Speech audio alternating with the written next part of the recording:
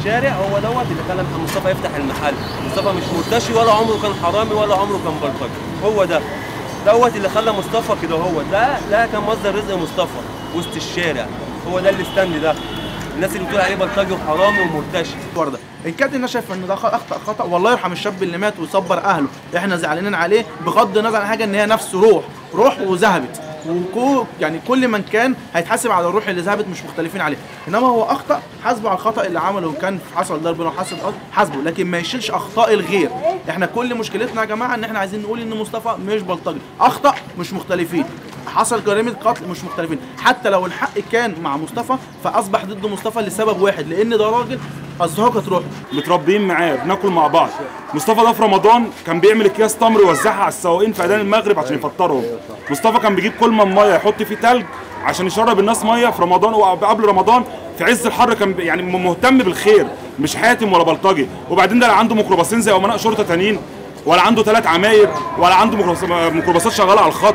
وبعدين زي ما يعني اكيد حضرتك صورت بيته وشفت منظر البيت. لو ده حرامي مش هيقعد في بيت زي ده، لو ده مجرم او مرتشي مش هيقعد في بيت زي ده. لو ده يعني انا عايز اوصل للناس، يا ريت ما نقولش حاجات مش حاصله ونطلع على الناس اشاعات ونروج اشاعات. يعني اعلامنا مش عارف هيوصلنا لحد فين.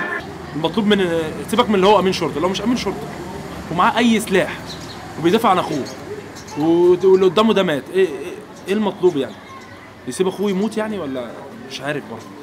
مصطفى في ناس كتير قالت فتح المحلات دي بسبب السرقه، هو ما بيسرقش، هو فتح المحلات دي اولا كان فتح بتاع مكتب، كان بيحط مكتب وعليه هدوم، كان بيبيع تيشيرت ب 25 جنيه و 30 جنيه.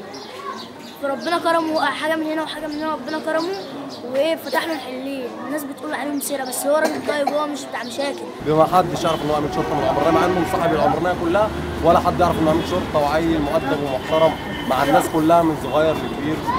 بس نصيبه بقى وقدره، هنعمل ايه؟ احنا ما بنقللش من الجرم اللي عمله مصطفى. عمل برضه حاجه كبيره انه قتل برضه جروح بني ادم، احنا ما بنقللش منها. بس احنا عايزين نوضح للاعلام والناس اللي بتطلع تقول لك ان مصطفى وقفنا وخد منا اتوات، خد مني 200 جنيه مش عارف ايه، وخد مني الكلام ده ما بيحصلش خالص. مصطفى مش كده، مصطفى راجل محترم جدا يا جماعه. والله مصطفى ده اخويا، والله اخويا وراجل كويس جدا جدا جدا.